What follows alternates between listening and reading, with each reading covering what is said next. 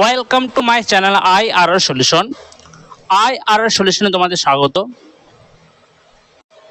আজ আমরা কিছু জিকে কোশ্চেন আলোচনা করব। এই সমস্ত কোশ্চেনগুলো বিগত কয়েক বছর ধরে বিভিন্ন এক্সাম এসেছে, আবার সামনে যে সমস্ত এক্সামগুলো রয়েছে সেই এক্সামের জন্য খুবই ইম্পর্টেন্ট।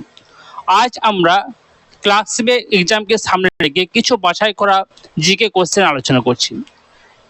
তাহলে চলো শুরু করা যাক আজকের প্রথম কোশ্চেন।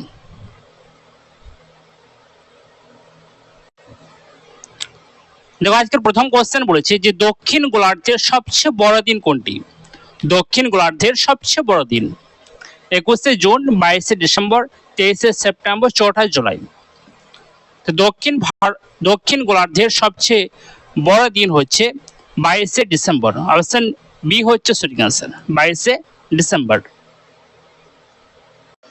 আর 21শে জুন হচ্ছে উত্তর গোলার্ধের সবচেয়ে বড় দিন।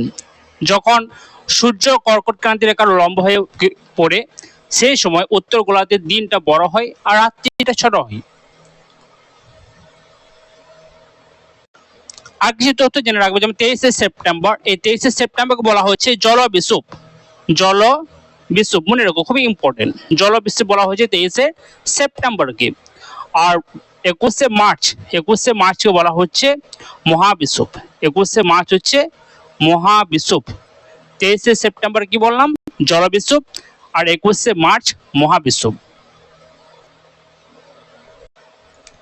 আরো জেনে রাখবে যে 4ঠা জুলাই, এই 4ঠা জুলাই হচ্ছে অপস্বর অবস্থান। সূর্যের অপস্বর অবস্থান হচ্ছে 4ঠা জুলাইকে বলা হচ্ছে অপস্বর অবস্থান। আর 3রা জানুয়ারিকে বলা হচ্ছে অনুস্বর অবস্থান। তাহলে আমরা এখান থেকে কি পেয়েছি?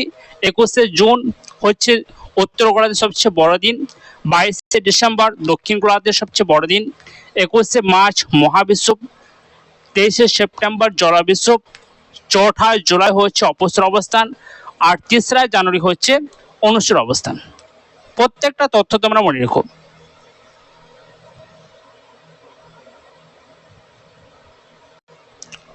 নেক্সট কোশ্চেন দেখো, বলেছে কেলেঘাই ও কংসাবতীর মিলিত প্রবাহকে কি বলা হয়?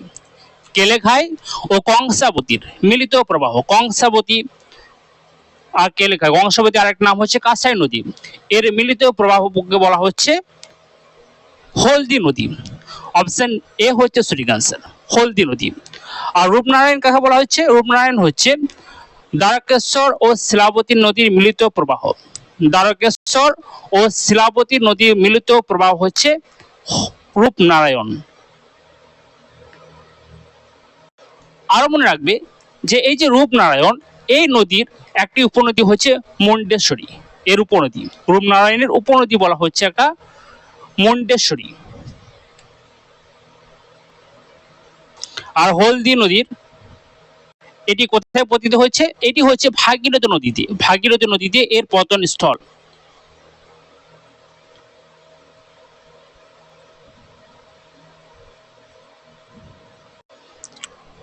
নেক্সট কোশ্চেন দেখো, বলেছে নিম্নের কাকে 2024 সালের দাদা সাহেব ফালকে পুরস্কারে সম্মানিত করা হবে? দাদা সাহেব ফালকে পুরস্কার, এই দাদা সাহেব ফালকে পুরস্কারটা কি? যে চলচ্চিত্র জগতের সর্বোচ্চ সম্মানিত পুরস্কার হচ্ছে এই দাদা সাহেব ফালকে। 2024 সালে এই দাদা সাহেব ফালকে পুরস্কার দেওয়া হচ্ছে মিঠুন চক্রবর্তী। অপশন সি হচ্ছে সঠিক আনসার। 2023-এ কি পেয়েছিল? ওয়াহিদা রহমান। 2023-এ ওয়াহিদা রহমান।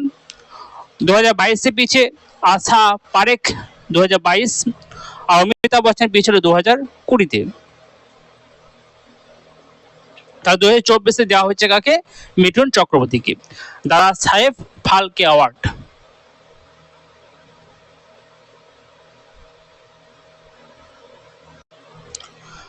ভারতীয় সংবিধানে কোন সংশোধনীর মাধ্যমে ভোটাধিকারের বয়স 21 বছর থেকে কমিয়ে 18 বছর করা হয়েছে?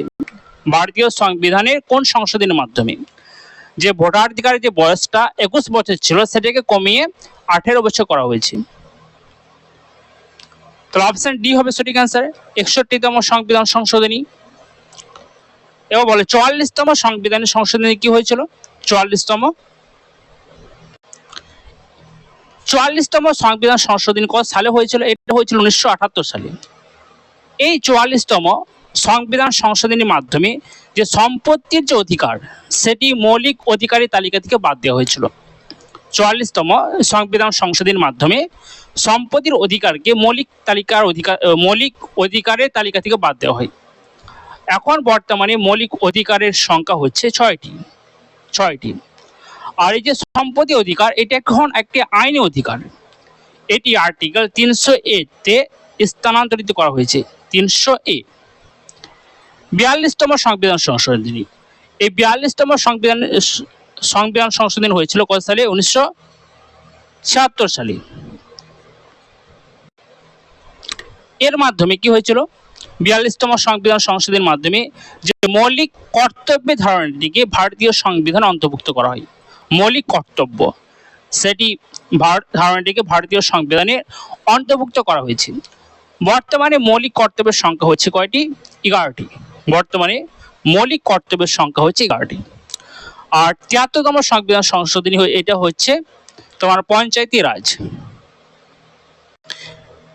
এই পঞ্চায়েতি রাজের সূচনা হয়েছিল কত সালে? 1959 সালটা মনে রেখো, এরা পরীক্ষা দিয়ে থাকে যে 1959 সালে 2রা অক্টোবর রাজস্থানের নাগর জেলায় স্বাধীন ভারতের প্রথম পঞ্চায়েতি রাজের সূচনা হয়েছিল।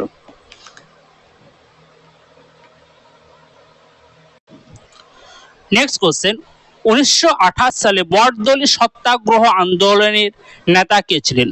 বরদলি সত্যাগ্রহ, এই আন্দোলনের নেতা কে ছিলেন?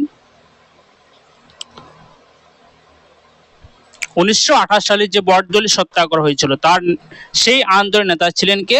সর্দার বল্লভভাই প্যাটেল। অপশন ডি হচ্ছে সঠিক অ্যান্সার।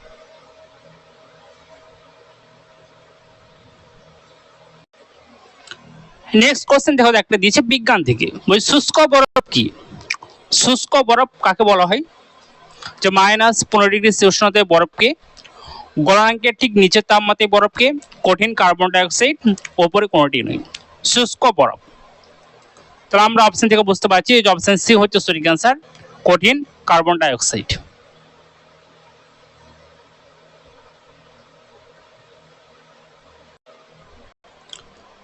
ভারতের রাষ্ট্রপতি জরুরি অবস্থা ঘোষণা করতে পারেন যদি, দেখো অপশনগুলো দেখো, যুদ্ধ অথবা যুদ্ধের ভয় থাকে, সাংবিধানিক ব্যবস্থায় ব্যর্থতা থাকে, আর্থিক অস্থিরতা, এই তিনটির যে কোনো একটি। তাহলে ভারতের রাষ্ট্রপতি জরুরি অবস্থা এটি ঘোষণা করতে পারবে, জারি করতে পারবে। দেখো এই তিনটে অপশনই সঠিক, যে যুদ্ধ বা যুদ্ধে যদি ভয় থাকে, সাংবিধানিক ব্যবস্থার ব্যর্থতা আর আর্থিক দুর্বলতা, এই সমস্ত গুলি কারণের জন্য রাষ্ট্রপতি কি করতে পারে? জরুরি অবস্থা ঘোষণা করতে পারে। তাহলে অপশন ডি হচ্ছে সঠিক অ্যান্সার, উপরে সবগুলি। এবার আমরা জেনে রাখবো যে জাতীয় জরুরি অবস্থা এটি আর্টিকেল কত নম্বর আছে? 352, জাতীয় জরুরি অবস্থা। আর রাজ্যের শাসনতান্ত্রিক যে অচল অবস্থা হয় তার জন্য রাষ্ট্রপতি জরুরি অবস্থা ঘোষণা করতে পারেন, সেটা হচ্ছে আর্টিকেল 356 রাজ্যে। আর আর্থিক জরুরি অবস্থার জন্য 360, আর্টিকেল 360। আর্টিকেল 360 অনুসারে রাষ্ট্রপতি যদি মনে করেন দেশে কোনো অংশ বা সমগ্র অংশের যে আর্থিক পরিস্থিতি ক্ষুণ্ণ হতে চলেছে, সেক্ষেত্রে তিনি এই জরুরি অবস্থা জারি করতে পারেন।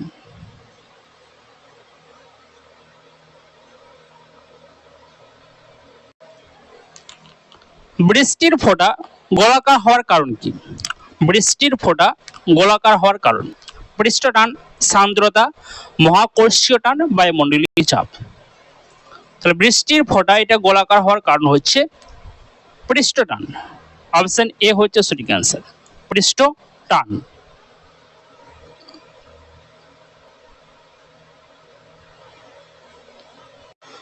আরেকটা তথ্য মনে রাখবে যে বৃষ্টির ফোঁটা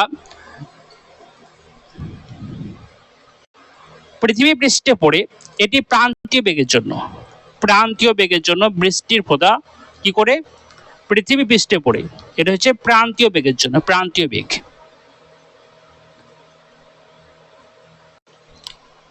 নেক্সট কোশ্চেন দেখো, বলেছে সিটি অফ প্যালেস কাকে বলা হয়? City of palace Delhi, Hyderabad, Jaipur, Kolkata. তাহলে অপশন ডি হচ্ছে সঠিক অ্যান্সার, কলকাতাকে সিটি অফ প্যালেস বলা হয়। এর সাথে আরো কিছু তথ্য আমরা মনে রাখবো, যেমন জয়পুর পিঙ্ক সিটি বলা হয়, গোলাপি শহর। এর সাথে মনে রাখবে প্রাচ্যের ভেনিস বলা হয় কোচি শহরকে, সবুজ নগরী বলা হয় চেন্নাইকে সবুজ নগরী, কমলা লেবু শহর বলা হয় নাগপুরকে। এগুলো সব মনে রাখো।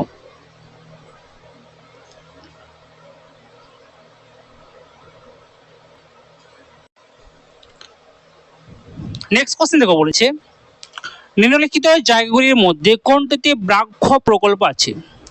ব্যাঘ্র প্রকল্প কল্যাণী, বক্সা, গির, গরুমারা। ব্যাঘ্র প্রকল্প কোনটিতে আছে? তো অপশন বি হচ্ছে সঠিক অ্যান্সার, বক্সা। গির অরণ্য এটি কোথায় অবস্থিত? গুজরাটে। এখানে কি দেখতে পাওয়া যায়? এশীয় সিংহ গির অরণ্য। এর সাথে আমরা আরো কিছু জাতীয় উদ্যান এবং তাদের অবস্থানগুলো মনে রাখবো, যেমন কানহা ন্যাশনাল পার্ক, এটি অবস্থিত হচ্ছে মধ্যপ্রদেশে। কাজিরাঙ্গা কোথায় অবস্থিত? কাজিরাঙ্গা অসম। পেরিয়ার খুব ইম্পর্টেন্ট, পেরিয়ার ন্যাশনাল পার্ক, এটা হচ্ছে কেরল। এর সাথে আরো মনে রাখবো, যেমন জলদাপাড়া ন্যাশনাল পার্ক পশ্চিমবঙ্গ, একশৃঙ্গ গড়নের জন্য বিখ্যাত জলদাপাড়া। করবেট হচ্ছে নৈনিতাল উত্তরাখণ্ড, করবেট। বন্দিপুরটা কোথায়? বন্দিপুর হচ্ছে কর্ণাটক। আর ঘানা হচ্ছে রাজস্থান। সবগুলো মনে রেখো।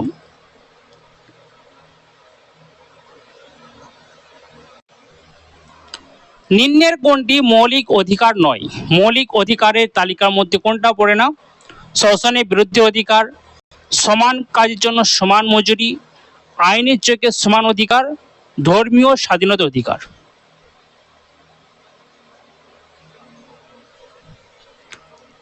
তো মৌলিক অধিকারের তালিকার মধ্যে পড়ে না কোনটা?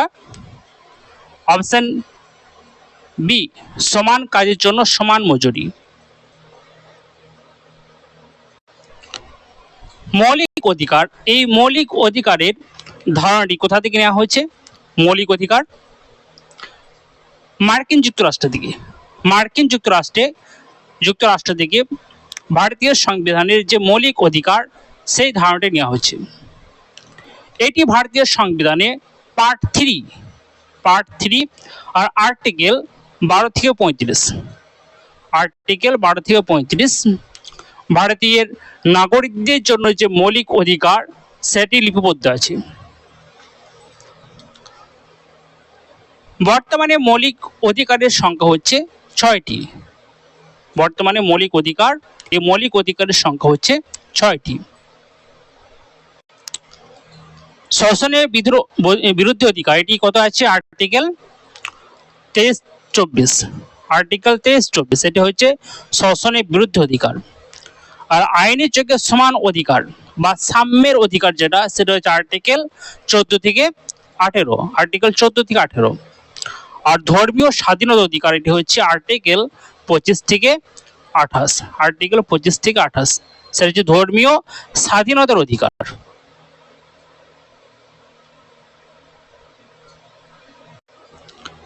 নেক্সট কোশ্চেন দেখো, বলেছে ভারতবর্ষের যে কোনো রাজ্যের সর্বোচ্চ আইন বিষয়ে কর্মকর্তাকে, যে কোনো রাজ্যের আইন বিষয়ক কর্মকর্তা অ্যাডভোকেট জেনারেল, সলিসিটর জেনারেল, আইন বিভাগের সেক্রেটারি জেনারেল, অ্যাটর্নি জেনারেল।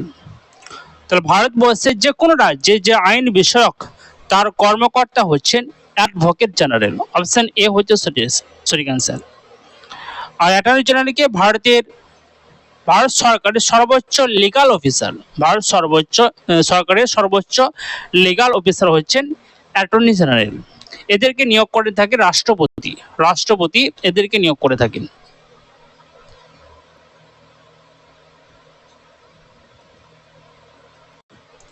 আজ এই পর্যন্ত। আমরা নেক্সট ভিডিওতে আরো কিছু এমসিকিউ কোশ্চেন আলোচনা করব। এই সমস্ত কোশ্চেনগুলো সামনে যে সমস্ত এক্সামগুলো আসছে সেই এক্সামের জন্য খুবই ইম্পর্টেন্ট। আর বিগত কয়েক বছর ধরে বিভিন্ন এক্সামে এরকম কোশ্চেন অনেক এসেছে।